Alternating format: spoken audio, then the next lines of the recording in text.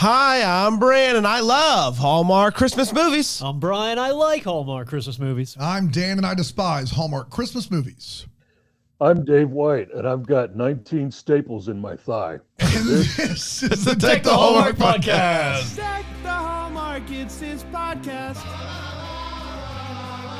Brandon and friends host this podcast. We hope you like this jolly podcast. Wow. Hello, everybody. Hello. Oh, man. What a day. What a day. What a It day. is a holiday. It is a holiday. That's right. Holiday. We have Alonzo. Holiday. We have, Holiday. Holiday. We Love have that. Alonzo Duralde on our podcast an estimated 60 times a year to get Dave To be White low. once. Yes. To get one Dave White appearance a year. That's what it takes. 60 to 1 That's the ratio. exchange rate. Yep. That's right. So here we are. And post hip surgery, a mere 10 days ago, hip surgery. Ish. Ish. Yeah, well, 10 almost. Yeah. Almost. How are we feeling? Is life grand? How's it going? Everything about this experience has been terrible. And the only thing that was good about it was the actual surgery and my anesthesiologist, who deserves a medal Oh, wow. for being a calming, soothing presence in the pre-op room. Because I don't know about y'all, but I am terrified of surgery and being put under and thinking I'm never going to wake up again and, all that kind of thing.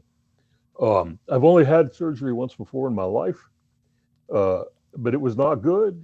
And this one, I was anticipating the worst, telling Alonzo all my passwords and everything. 'Cause I'm like, you might spend Christmas alone Oh, if I don't come back from the hospital. But two wonderful things happened on the day of the surgery.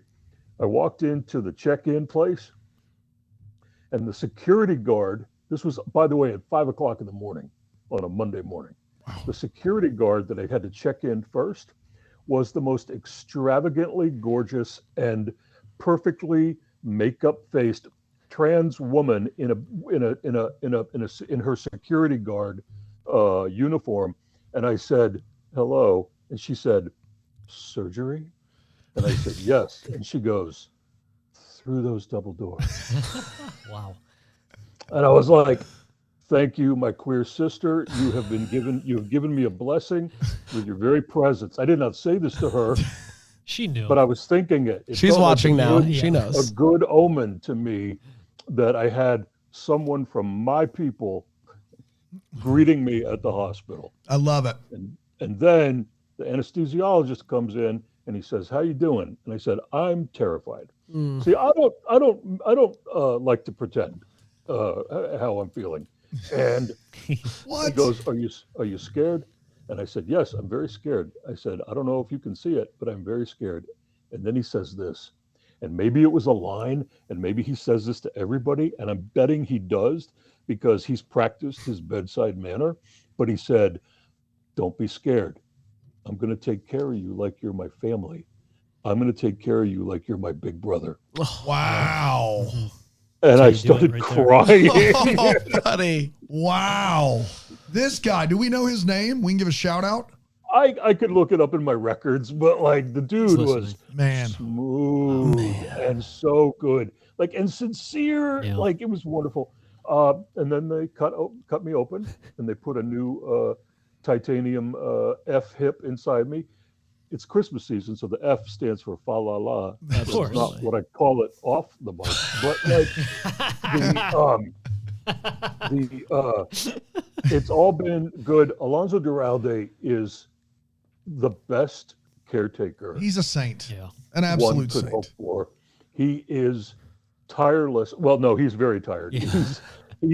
He's indefatigable. How about that? But he does get exhausted, and it's me who is exhausting him. And so it's been, it's been that thing where I've been old timey convalescing and just sleeping whenever. and getting up and doing my little exercises. You see my walker in the frame here. I don't know if you can see it. Yep. The physical therapist comes by and helps me like walk down the length of our apartment building walkway, and then I go back to sleep again. And so everything's okay so far. I'm a real pain though. Like I am very difficult. I'm a bad patient. I'm a better caretaker than patient. But Alonzo is like A+. Yeah, that doesn't surprise me one bit. And you know what, Dave? The last 2 years you've done a corgi movie and a cat movie, and so we gave you a real good one this year. We gave you a real great one to ease your pain a little bit. That's right. We did that just for you. That I'll tell you how much that worked in easing of my pain. On day one of the surgery, they prescribed oxycodone for me. Yeah, they did. And I took one because my brother-in-law, Alonzo's brother, who is also an orthopedic surgeon, said to me, you got to take the oxycodone to get ahead of the pain.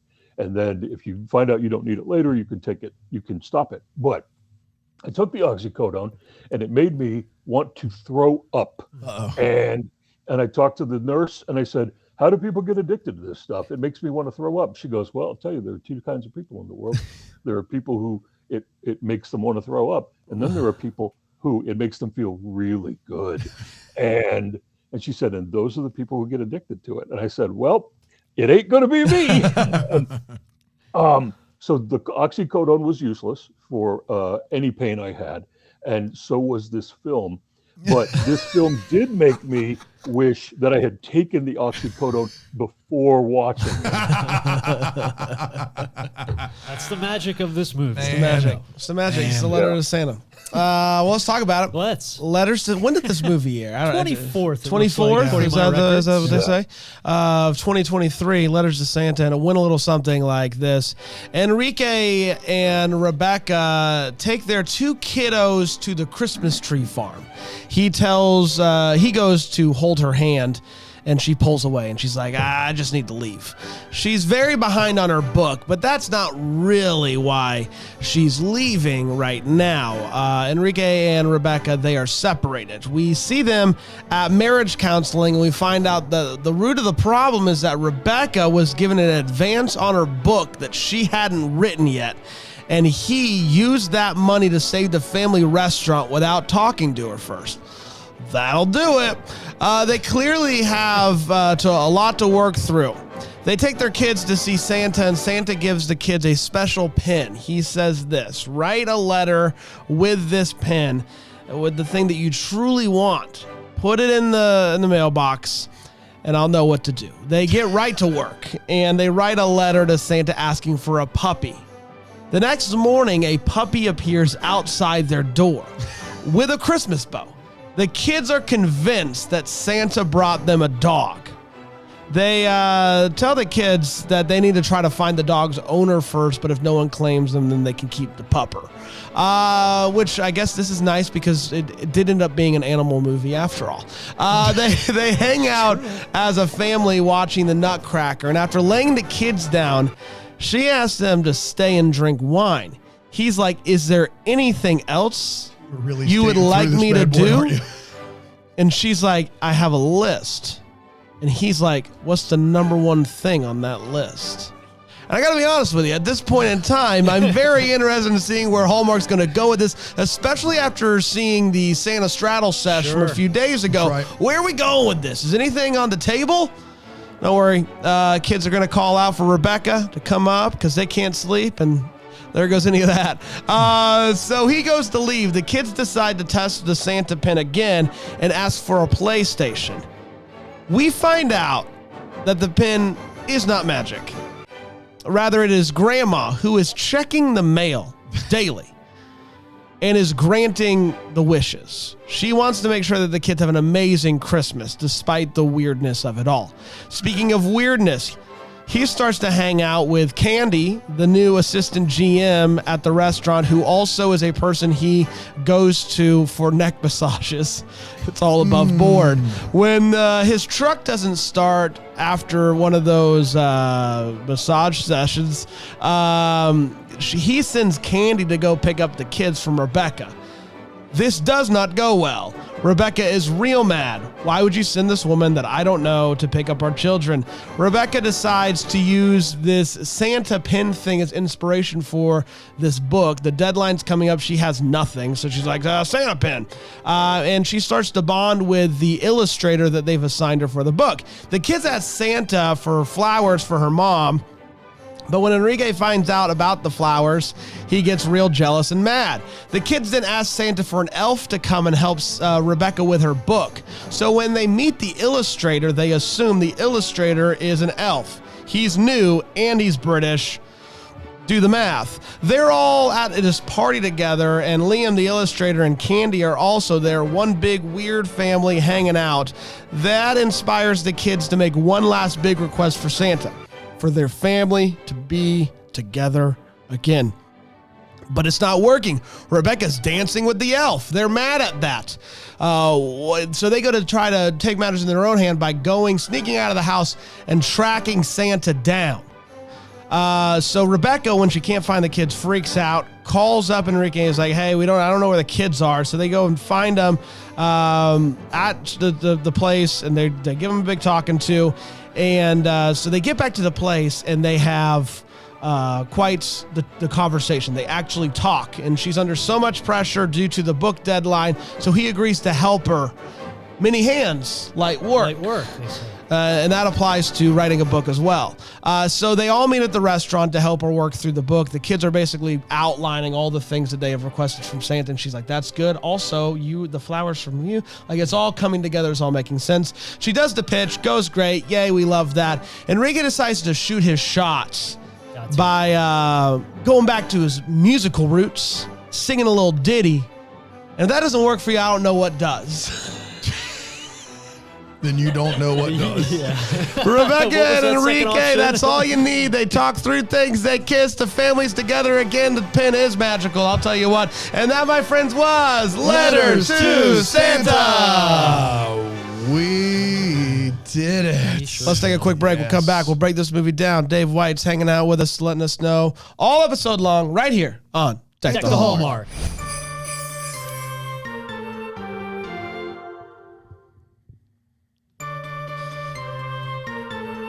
Welcome back to Deck the Hallmark. Hopefully you're watching us right here on Philo. You can watch this movie and so many other movies, but you can watch us every single episode right here on Philo, philo.tv/DTH. Isn't that really amazing? It is amazing. Having a channel is amazing. How about that? Look at us. Look at us up there with the big stars. Look at Philo. How about that? Watch all the movies. Watch us. It's the best. Win, win, win, win. Win, win, win, win, win. Let's talk about letters to Santa. Let's talk about letters to Santa, shall we? Shall.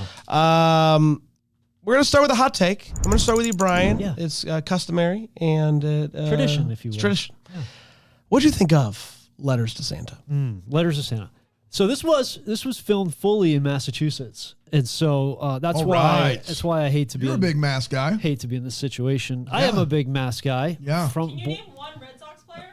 Wade Boggs. The lead in this movie is married to the second baseman or shortstop. Second baseman. Starting second baseman of the Red Sox. Sure is. Brian did not recognize the name at all. Erin did. Yep. So she did win Massachusetts today. Massachusetts, and we need to be clear about that. Today. Back to you, Brian. Go ahead. Tis today. We reset tomorrow. Yeah.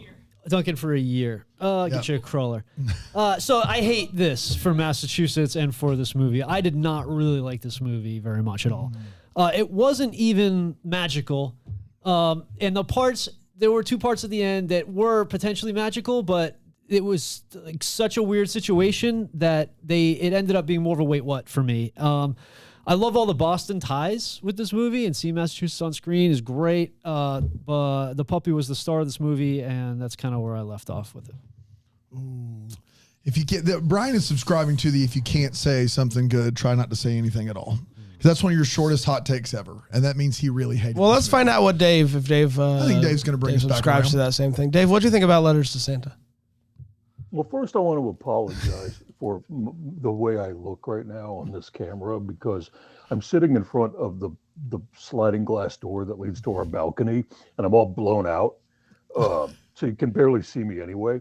And it does tie into my hot take, because I want to know what part of Massachusetts they shot in that was ever outside, because Was it the exterior shots of Massachusetts where everything was completely lit by DMV LED cold, bitter, harsh lights constantly everywhere you go? Massachusetts the for you. outside and the inside of anywhere they were looked exactly the same. At night, it was lit up like a stadium in their house, including Yes. the children's bedroom. Yes. How does anyone sleep? That's a huge way what? Massive.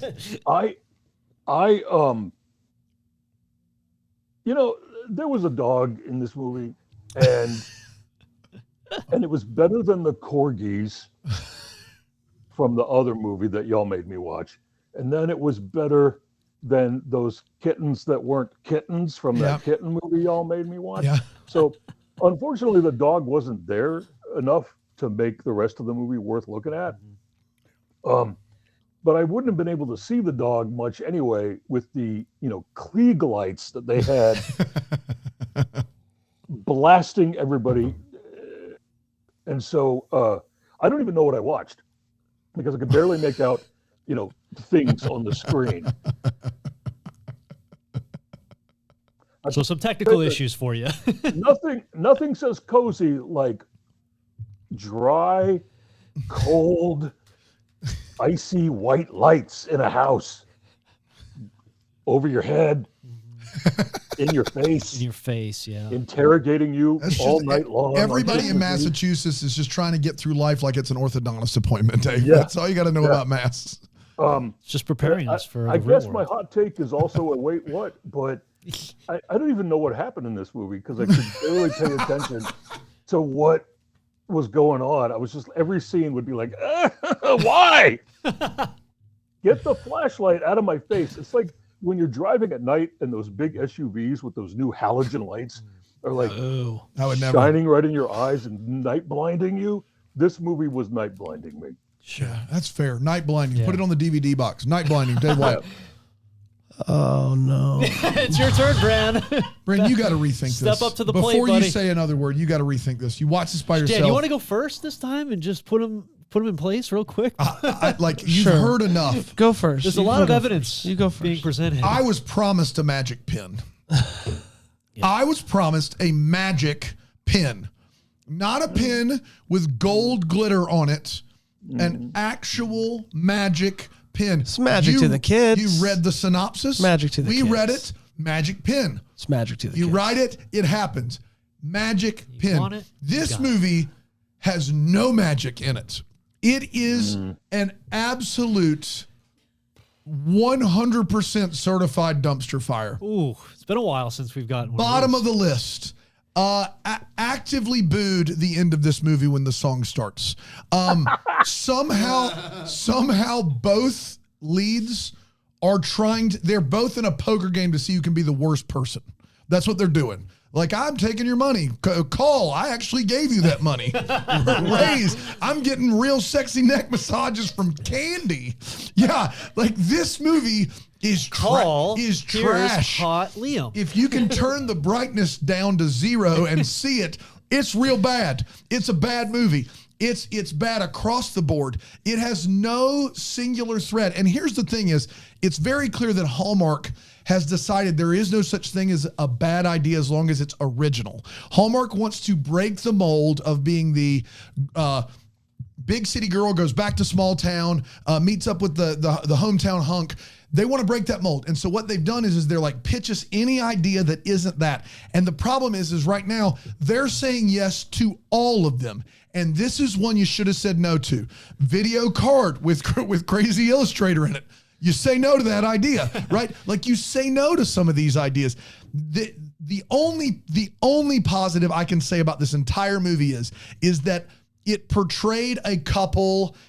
It tried to portray a couple that clearly had a massive falling out, but also still had some love for each other and the complexities and the shifts in that relationship. I could squint and see them trying to do that, but it failed so miserably at doing that.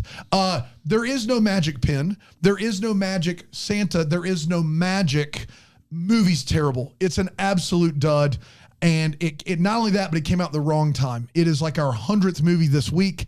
And It sticks out like a sore thumb. It's the worst of the year. Worst of the year, no question about it. And I think Brian would agree with me, considering how he said 10 total words in his hot take, and Dave couldn't even see the movie. Brand, back to you. Brand has yet to speak, so that speaks volumes. Really. I love this movie. Oh no! Dude, this is embarrassing. I know that you love these movies. He's clapping. This is embarrassing. You're embarrassing. I love this movie, and not only did I love this movie, I love Brand for loving this movie. I love that the pen wasn't magic. Oh, come on. It actually worked a lot. Like, I love that. I love that. It's just like, it was just, I was like, yeah, I like that. I like that. Are you high? Have you been dipping into the microdose gummies? Not yet. I loved it, and I don't really care what any of y'all say. The scene where they are doing the back and forth with the wine, and is there anything else you want me to do for you? Is got a list, but I don't know if that was meant to be the hottest scene on Hallmark this year, but it worked for me. You have a problem. Maybe I do. I love this movie. I thought the kids were adorable. I thought that pupper was adorable. I thought these two leads were fantastic together. What? I love this movie. Brandon. You've gone too far. Brandon. No. You know what it is? It's the straddle sesh. You're still in a place because of that straddle sesh we got. We're still days removed from that. Yeah, you're still like discombobulated from it. What were we going to say, Dave? I don't dispute some of the things that Brand just said. I don't think this, unlike you, Daniel, I don't believe this is a bad concept or a bad idea. I don't believe that the magic pen not really being magic, but really being the inspiration for family cooperation and care. Mm-hmm. I don't believe that's a problem. Everything that is a problem in this film is the execution of those. Oh, listen, for sure. Also, the horniness that Bran is talking about can say it. Kind of nonstop through this movie. It sure was. In a way that was weirdly at odds with the script. Yeah. So, anyway, continue. I just had to throw that in there. I don't have a problem with the two leads being separated and finding their way back to each other. I think that's a good idea. Yeah. The problem is the synopsis of this film that we covered in a preview episode and a kickoff episode. And it was the reason that I chose to be here for this film, because it sounded like the most ridiculous. That's right. One. It could have been super ridiculous fun, and it wasn't. If I knew nothing going in, I wouldn't care about the pen. Well, I have a few what's about that, but that's not for now. But the pen's magical to the kids. It's not a magic pen. I'm just saying it is to them. To them. But it's not a magic pen in real life. But it is to them. Is it a magic pen in real life? To them. Objectively, is it a magic pen? To them. Not even to them, it's objectively magic. You're objectively dumb. Got him. It's time for all the feels. So we're talking about what this movie gave us those feels. Brian. Yeah. We saw Polar Seltzer all over this movie, which was great to see. Polar. I can't believe you guys aren't drinking it right now. We don't have it in-house, do we? Do we have Polar here? We do have Polar here? I just only grab the... no, you stay right there. I only drink the orange lately, so. But Polar is based in Worcester, and so it was great to see the Polar Seltzer all over the place in this movie. The best scene, Dan, you mentioned the same thing. My feels in this movie was when the kids were back down at the bookstore, and they ran into the Santa they were at Bedlam Books there, and they ran into Santa at the little coffee shop, bar. Yeah. And it was a fun scene. Like Santa was playing along there. There was some very awkward moments that they put on screen intentionally. And then when the parents showed up and they do sort of like that, I've never seen these adults before in my life. Talking about Polar Seltzer? Polar Seltzer over here? This Polar Seltzer? That Polar Seltzer. How about that? Unbelievable. This one right here? There we go. They didn't pay for this. This is just something we're doing. This is for funsies. Oh, that's refreshing. Not good? All the way from Worcester, Mass. From Worcester. Worcester. So this movie is the Worcester. That's funny. So that whole scene, where I think the awkwardness and funnies came through on that scene, and that was I'll take that one. That's better than nothing. Times two. We'll double up on that one. Dave, any feels for you? just a sense of rage over That's a feel. the and this again, everything I say kind of counts as a wait what. So forgive me Yeah, no, it's for fine. that. The sense of rage over the relentless, ongoing hammering of the dumbest ideas in the world regarding how publishing works. This is not, and here's the thing. I don't watch these movies. I just hear Alonzo talking about them. And every other iteration involves a journalist or an author or a journalist who's a children's book author or a blogger or someone. And deadlines don't work this way. Book proposals don't work this way. Here, I'm going to tell you something. Alonso Duralde has a book coming out in May, Really excited about it. and before he was ever allowed to begin writing this book, he had to write a proposal. He had to send them outlines, samples of like research materials. Like they had to know everything going in before he ever put his name on a contract.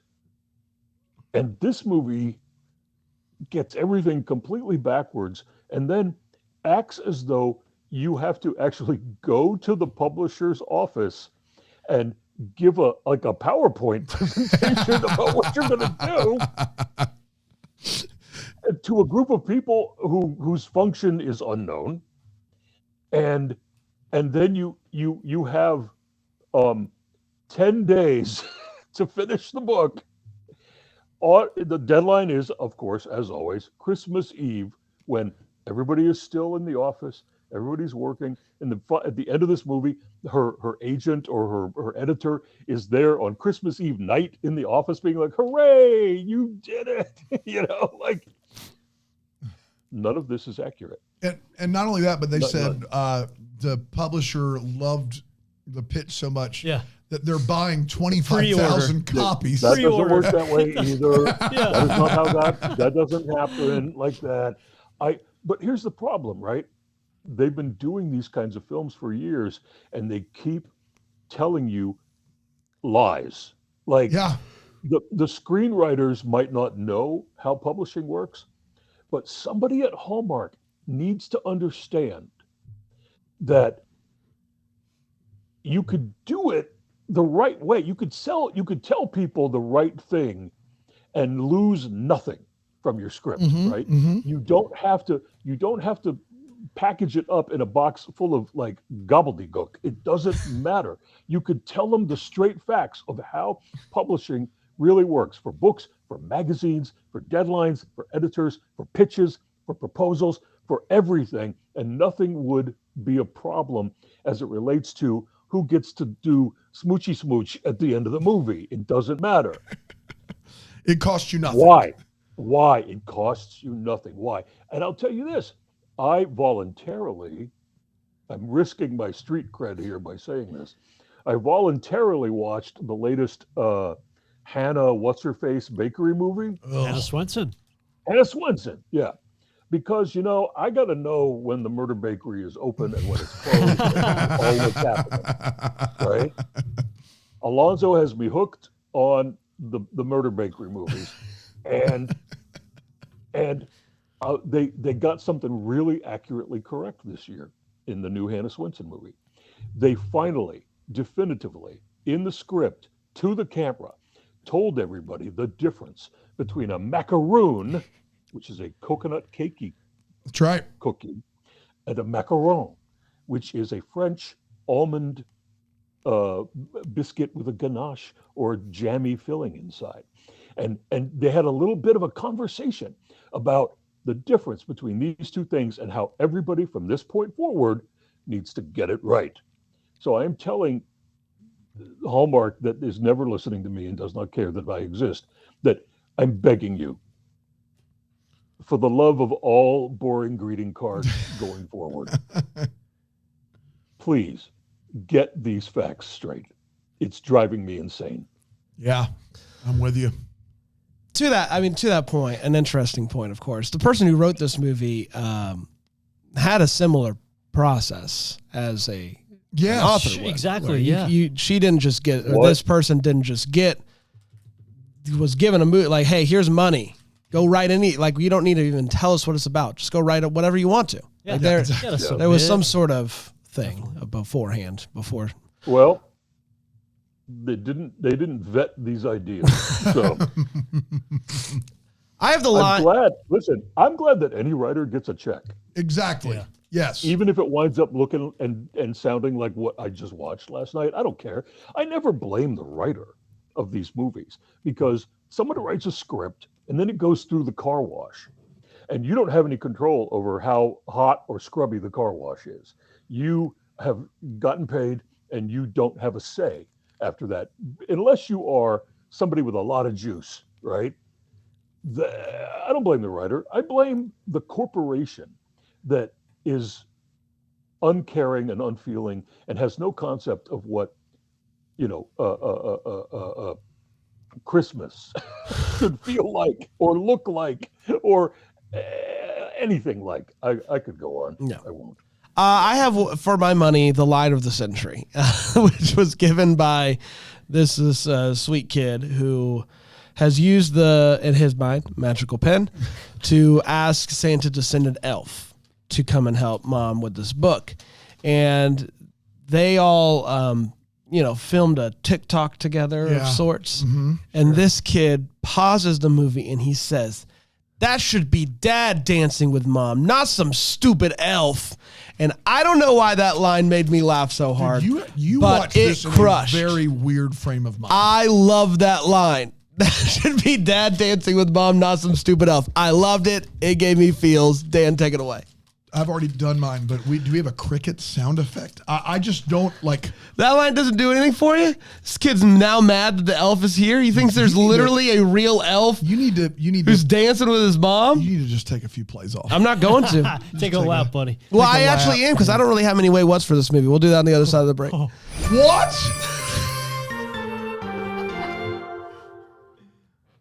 I have too That's many. got to be a joke, I have right? too many. I have one. I have one. Bran didn't watch this movie. Yeah. Bran was doing 6 other things. I'm No, holding I he watched. back. just popped in and went, "Oh, that's cute," and he said he liked it. That's what happened here, gang. I've had to move half of mine out. Yeah. Okay, that's fine. Well, then we'll be good. Sure, it sounds like we'll be in great shape It's time for here. the Wait What. It's time where we talk about what made us go Wait What in this movie. Brian, go ahead. Yeah. So the grandmother who's pulling all the strings here, Love her. She obviously got the letter after the kids were in bed and saw that they wanted a puppy, and then sometime after 8 or 9 p.m. ran out and got a puppy from the mall in the middle of the night. She found a purebred golden retriever puppy. Best behaved boy that you could find. Sometime in the evening. Holy cow. That's impressive. Yep. That's she. Maybe it was magic, Maybe it was. objectively, Maybe it was. yes. Enrique drives around a refurbished, 1940s-ish Chevrolet pickup truck that is beautiful on the outside, but breaks down most of the time. As his full-time vehicle, you can't drive In that. the restaurant business, especially, I feel like you got to. Something a little more. And it's a 3-seater. Nothing in the back, so he's driving his kids in that thing. Does that even have seatbelts at don't that know. point? I can't believe you. That's illegal. Yeah. That's illegal. That's not great. To your point, Dave, about the lighting, there was a scene where Enrique sings to his kids at night, sings Silent Night, and it's after they're already asleep, and then they carry them up to bed to put them to bed. And at that point, I am quieter than a mouse. That's right. I barely touch my kids when I put them to bed. I am so careful. Yes. He has every light in the room on. He asked him to sing Silent Night. It is like the Apollo. Like they are wired. He is lit up. Crazy. He goes into. I had to look up the vocal ranges because, I am in the lowest of low bass when I sing to my kids at night, and he is in soprano, alto. He is up on the register as high. He's like, he wants Silent Night.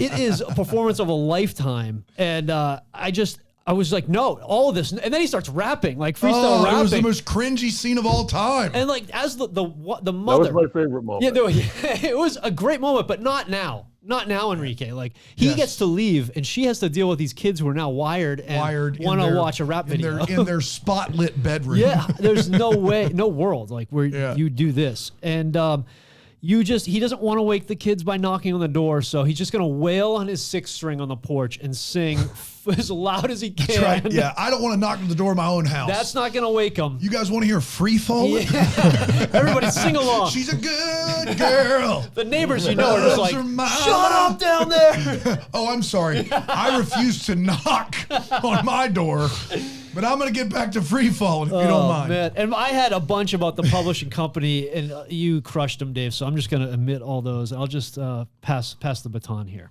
Dave, anyway, what's for you? Well, okay, that grandmother, she has a backstory.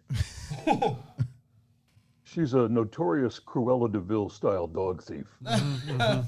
Yep. She collects them. She just kidnapped that dog. She had to have. It's the only explanation. Nobody's going to miss. Somebody's not getting a puppy on Christmas morning. And the parents knew it, because that's why they said, well, we got to take him to the pound and make sure that he doesn't actually already belong to somebody, because you don't know about grandma. She just takes dogs everywhere she goes. The grandma is the secret villain of this film. I firmly believe. There's an upfront villain who we know That's right. about, and a I secret villain. firmly believe that the grandma has nefarious intentions with everything. I want to she say does. this. I think that the grandmother, in a better directed film, the grandmother would have really been the conduit to everything wonderful happening. Yeah. Right. Because that's what she's presented as. She's the method by which good things happen in the film. But we don't see it happening in a way that is convincing. I'm being a film critic here right now. I want this idea to be done in a better way, with better everything, better direction, better script, better conversations between people, because the conversations between people are brittle and non-existent. They rely on the chemistry of the 2 leads who play the parents. They rely on their physical chemistry, their seemingly kind of genuine lust for each other to overcome the fact that they can't finish sentences that connect to each other in any way. Like, you betrayed me, and you don't talk to me, and you don't listen to me. And they just say this again and again and again and again. And I was like, can someone explain to me what is their problem? Like, it doesn't, none of it made any sense. Okay, so here comes some petty wait what's, and those are my favorites. Yeah, of course. Oh, yeah. Of course. Wait what's. They have a restaurant, but I never see any food. Oh, no. Or customers. Him working at the restaurant, hardly ever. I never see any customers. I never see any real food. Like, I see a plate of some food, and I can't remember now what it was she made near the end. Like tortillas. No, it was something else, and I'm blanking on the name, and I should have written it down. But have y'all watched The Bear? Oh, of course. Yeah. Oh, yeah. Yeah, it's amazing. Okay, well, that's closer to what a restaurant is like. A little bit. Yeah. And so this restaurant, well, no wonder they don't have any. No wonder they're a failing business, because I don't see anybody there and I don't see any food. And apparently he's there all the time. He lives at the restaurant, except he doesn't. Exactly. Ever. What? They're busy writing kids' books there. They can't have customers. There is overall, I don't know if this counts as a wait what. I'll get back to my petty wait what's in a second. But there is overall a slowness to this movie. Yes. That makes me feel like I needed more people talking about what's really going on without these constant sort of like, you're being mean to me, well, you don't listen to me. Oh, well, you are getting a massage from a lady that is a fitness instructor who knows exactly what she's doing, and it's all above board. And but I'm still upset. The slowness of this threatened to give me a blood clot in my surgical site. And that is a problem. That sounds dangerous. For a person who is trying to convalesce I was bewildered, Dave, when I realized I was only 35 minutes into the movie. I couldn't believe I was only 35 minutes in. I was angry about it. I did not like the therapist at all because I don't know if anybody in this room has ever been in therapy, but Here we I go. have. Yes. And therapists are calm. They don't badger you. That's right. into telling. First of all, they don't give you the answers like this one does. Nope. In the movie, they don't pester you into into doing things like this one does. They don't give you attitude like this one does. It was a really weird moment to be in the therapist office with these two people. Yeah, to that point, because I had that one. I don't know. I'm sure there's some bad therapists out there, but we found the worst one. The two Decky for her. The couple starts to raise their voices at each other, and the way she stops it is by matching their pitch. Like she jumps in as loud as them, and I've not been to therapy school. But I'm pretty sure you don't join in on the yelling. I'm pretty sure that's not how that works in therapy. It's ridiculous. I don't want any children to watch this film. Fair. Because it will give them ideas about what can possibly happen. In real life, you don't write a letter to Santa asking for your parents to get back together again. And I'll tell you why. When I was 9 years old, my mom ran off with my future stepfather. You know what I asked for Santa that year? Guess. Oh, no. Guess what I didn't get? Oh, boy. Guess. And so You write it with a magic pen. Kids should not see these things. No. Kids should not see these kinds of things. Yeah. Let the child understand cold, hard reality and muddle through somehow, like Judy Garland sang. So here's another one of my wait whats. I don't like a skinny tree. I don't like an artificial skinny tree. You've seen those skinny trees? Yeah, I've seen the skinny tree. Yeah. I hate those things. I despise the skinny tree. I think they are an abomination. And I think that when they are in a Hallmark movie, the characters in those films who have that in their home, they're morally bankrupt people. And so I saw these people had a skinny tree, and I hated them for the rest of the film. It's a good thing we don't know anybody that's got one of those. Am I right, gang? Who's got a skinny? Who in this room has a skinny producer tree? Aaron. You can't see her hand, just but purchased it's one. raising high. Why? Defend yourself. I don't think her mic works, but she works at Michael's. She has a small apartment, and the tree. She had a voucher and a discount, and got the tree for $13. But it's all right. You get a pass. Yeah, you get a pass. There you go, Aaron. You get a pass. You're not morally bankrupt. That's a real life. That's a real life set of circumstances. Sure. That's right. It's true. Right. Yeah. So you get a pass for that.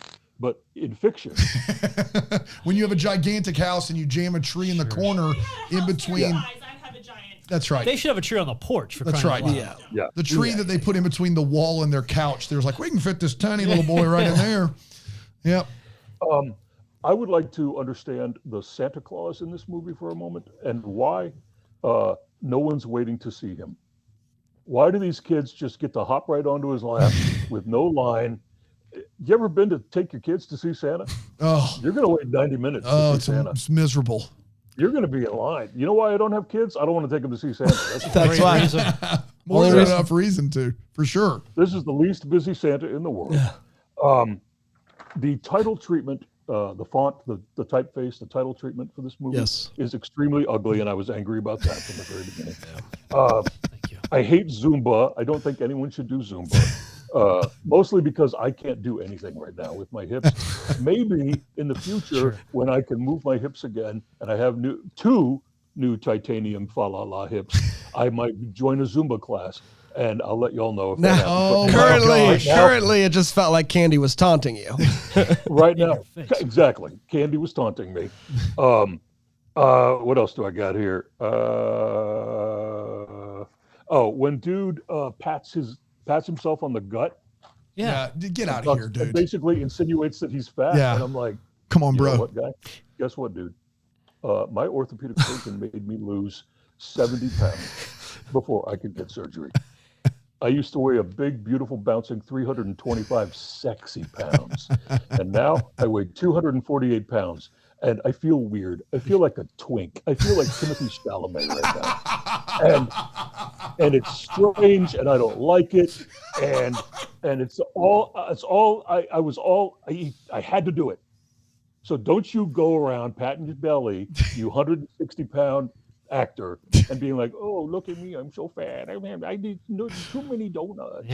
Like, shut up. Yeah. Shut up. Speaking of, give me Dave White as Wonka any day of the You week. can catch Dave White December 15th in Wonka, coming to theaters. talk about taunting nationwide. you with candy. There. Man, So- that was So I fantastic. accuse this movie of fatness unreality. Sure. Yep, fair. And I guess that's it for now until I think of something else that I left off my list. Yeah. Very bad therapist. Oh, It's been touched the on. worst. In order to write, you have to at least attempt to write. All movies, she's like, I can't, I have this deadline, bro. Just write. Yeah. Just do something. To Brian's point from earlier this week, no hustle. Yeah, show some no hustle. No hustle. No Butt hustle. in No chair. hustle. Let's go. My biggest one though is this Santa Claus who doesn't have a line, and when he's off duty is still there, hanging out, just reading the newspaper. With him and a police officer and 2 children. Oh, just Yes. willy-nilly What is hanging going out. on with him? Why is he there? Why was he still at this place just hanging out? I mean, obviously convenient for the kids that he would be when he's off yes, duty. of course. But weird indeed. Dan? Yeah, and let's go ahead and continue with the Santa because he gave them a magic pen knowing it wasn't magic. This guy, Well, all Santas are liars. but this guy, can you the level of nefariousness of just downright? Did he have a vendetta against their parents? You know what I'm going to do for these kids is I'm not going to grant them one fake wish. I'm going to pull a pen out of my pocket and say, anything you write with this pen, if it comes from your heart, will be given to you. And he doesn't know the situation. He doesn't know the parents are divorced. He doesn't are separated. He doesn't know that. That is the worst Santa in the history of time. You can't do that to people, Santa. Okay, well, there was that film called Silent Night, Deadly Night, which has a worse Santa. That's true. Fair. He didn't kill anybody. We need to hire him. That's true. That is true. Of the non-murdering Santas, giving a child a pin and telling them that it's magic is parent torture. That is what that is. White collar criminal Santa. One of my favorite scenes of the year, when they have the magic pin, the kids in the room, and the girl is going to write the letter, and the boy says, "It's going to take forever if you write that letter. It's never going to be done. Hand me that pen." And he gets the pen, and we see a profile view of him. And he's got the card he's going to write. He's like, "What do you want it to say?" And she starts going, "Dear Santa, I want to blah, blah, blah." And he starts doing this real big, just like big, like he could maybe be writing one gigantic word really fast. It's like whole page big loop. So you said 10 words. That's how you write fast. Yeah, I'm going to go with whole page big loop. That's what I'm going with. And it's fantastic. You need to go watch the scene. It is almost worth the viewing experience of this movie. It's terrible.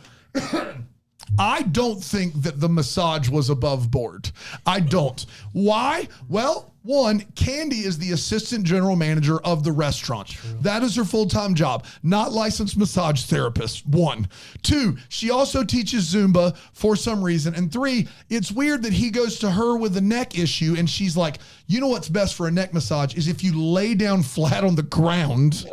That's right. While I give you this very intense massage. Yeah. None of that is above board. That is not how you receive a neck massage from a professional. I'm sorry. Well, and she clearly thought that he was divorced. Like when she shows up, she says ex-husband. So like, clearly she's going for it. Yeah, that's what I'm saying. Like he's allowing it. Like this is not some like, oh yeah, well I mean she's a professional and she gave me a neck massage. She does situation. Zumba. She does Zumba. So obviously. Yeah, she should do this. Yeah, she's a Zumba. She's an assistant GM of my restaurant and a Zumba instructor. She's a professional massage therapist, and I think those two things equal horizontal masseuse. That's right, of course, horizontal masseuse, absolutely. am I to understand at the end of this movie produced by Aaron Shea, not the movie, the show, am I to understand at the end of this movie that the boy gets his PlayStation and the girl's gift is a hardcover version of the book? That she helped write, yeah. That she helped write? The overnight printer. Overnight printer, that's right, 24 hours. This boy gets the gift of his dreams he never thought possible, and she got basically Drink Your Ovaltine. She got a hardcover version. Sure to read the book you wrote. She gets the book she helped write. That is absurd. I can't. Why? Why would you find something of equal value to a PlayStation to give this poor girl so she does not feel like she is? I don't know if you heard, they ordered 25,000 copies. They did. So they it's ordered pretty valuable 25,000. book. There. That's exactly right. And then lastly, the puppy in this movie disappears for long stretches. Thing ran away. I mean, like, I don't know if you know this about puppies. You got to take them out every few hours. You can't just put them in the house for 12 straight hours. It will not go well. And the puppy just disappears. They are not committed to the puppy bit. That's all I've got. It's time for What the Hallmark Story. Wonder what could have been. Maybe we have. Brian, what are you still wondering about? Yeah, I had a few things, but one I'm going to mention. Maybe Dave caught this. We weren't thinking the same thing about this scene, Dan.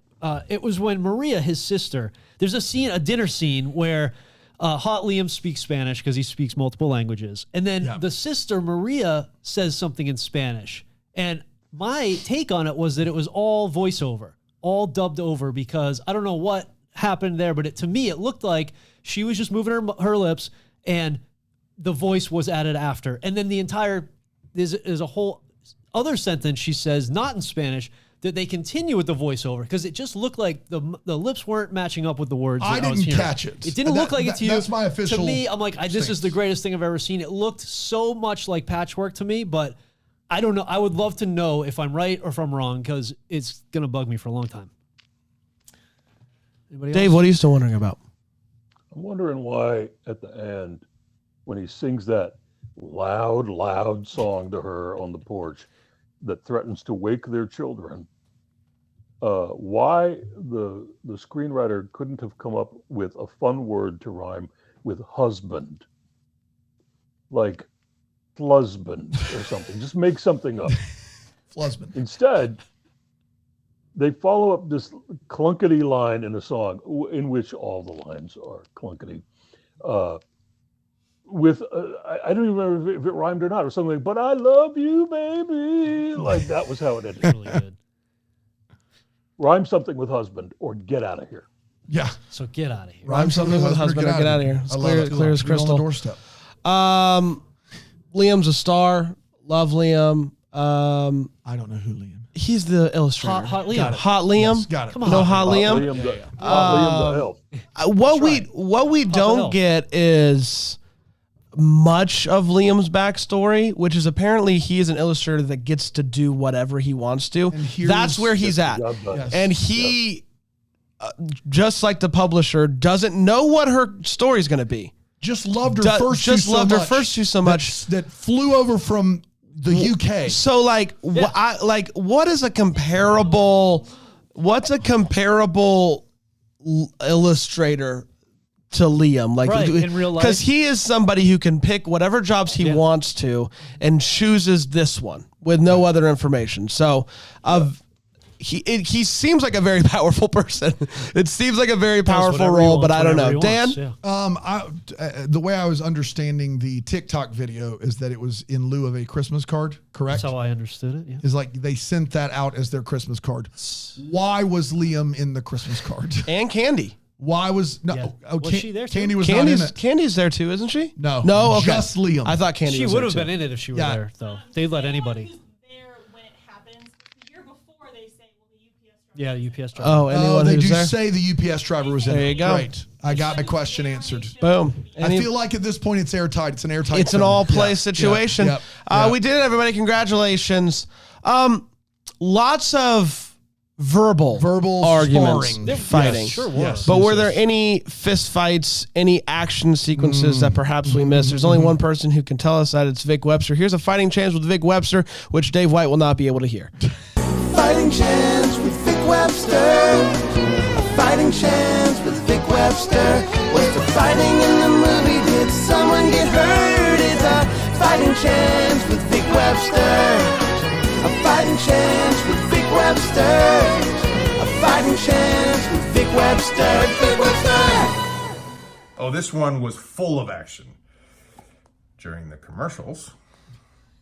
A fighting chance with Vic Webster. Vic Webster! And he comes up with something different every time. It's very impressive. Love that It's guy. very, very Love Vic impressive. Webster. Yes. Also love Dave White. Dave, thank you so much for joining us for our yearly get-together. This was everything I hoped it would be.